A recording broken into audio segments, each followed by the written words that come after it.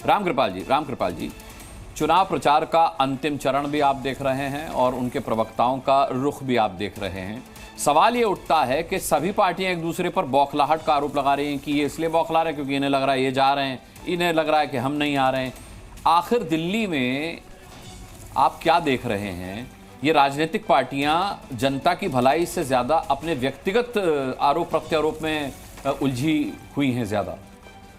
अनुराग जी, जो बात आप अपने घर में नहीं कर सकते, अपने दोस्तों के साथ नहीं कर सकते, अगर वो सार्वजनिक मंच पर, चैनल पर आप बोल रहे हैं तो इसी से लग जाता है कि अंदर से कितना घबराए हुए और कितना आशंकित हैं, सशंकित हैं।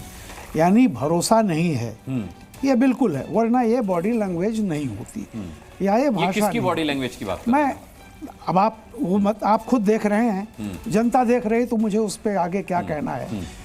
मैं एक शेर की आखिरी लाइन है कि कुछ पा गए हैं आपके तर्जे बयां से हम, अब शौक से बिगाड़ की बातें किया करो, कुछ पा गए हैं आपके तर्जे बयां से हम।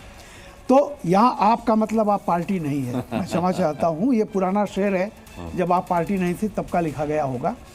तो एक चीज़ कह रहा, जो अभी आपने एक बात कही थी, दिल्ली का देखिए, दिल्ली का चुनाव इस अंदर से देखिए, आप कल्पना कीजिए कि जब शीला दीक्षित का चुनाव हो रहा था, उस समय की बात आप सोचिए, आप भी रहे होंगे, हम भी थे।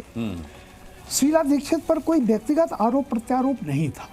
एक जैसे होता है हियर से एविडेंस में आप कुछ भी आरोप लगा दीजिए, लेकिन शीला दीक्षित तो उसमें काम भी बहुत किया था। किसी को नहीं लगता था कि वो कांग्रेस पार्टी जीरो हो जाएगी।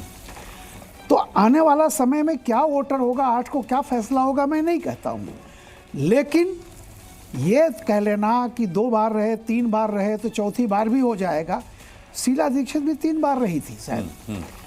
और जनता के सामने एक सबसे बड़ा पहला जो आप पार्टी का जो यूएसपी था, जो उन्होंने, हालांकि यूएसपी बात, नारा तो उनका ये था कि वैकल्पिक राजनीति और लोकपाल, एक राजनीति में एक शुचिता लाएंगे, एक नई राजनीति आएगी। खैर छोड़िए उसको, लेकिन आप फ्रीबी पर आ गए, मुफ्त का देंगे, तो बहुत, अब तो इस बार तीनों पार्टियां लेवल प्लेइंग फील्ड पर हैं। लेकिन सर, इस बार वैकल्पिक राजनीति का आइडिया किसी के पास नहीं है ना। नहीं, सब एक दूसरे की परिपाटी फॉलो। देखिए, वैकल्पिक राजनीति की बात तो किसी और पार्टी ने की भी नहीं थी, ना कांग्रेस ने की थी, ना बीजेपी ने की थी, वो तो आप पार्टी ने की थी। बाकी पार्टियां तो ये कह रही हैं कि हम अच्छी राजनीति कर रहे हैं, संसदीय राजनीति संविधान के हिसाब से, और हम इसी से लक्ष्य प्राप्त करेंगे। तो मेरा ये कहना कि जो नारा दे के आया था, आज वो जहाँ पे खड़ा है वो कन्फेशन भी कर चुका है। तो मेरा ये कहना है कि जब तीनों वहाँ पे हैं, तो फिर जनता के सामने चुनाव दूसरा है। आप अच्छे हो सकते हैं, शीला दीक्षित अच्छी थी, लेकिन उनको एक सपना दिखाने वाला, उससे कुछ बेहतर लगने वाला मिल गया विकल्प, तो उसकी तरफ चली गई। हो सकता है वही नतीजा इस बार भी आए। कि तीनों, पूछ रहा था कि इस बार आम आदमी पार्टी की भूमिका में कौन है, कांग्रेस या बीजेपी? नहीं, मैं, मुझसे पूछ रहे हैं जी? नहीं, मैं कह रहा हूं कि आम आदमी की भूमिका तो छोड़ी, इस समय देखिए है वही क्या कि किसकी कमीज कम मैली है। आप यूं देख लीजिए, 26 साल से बीजेपी नहीं है, 10 साल पहले कांग्रेस थी, 15 साल पहले, 12 साल।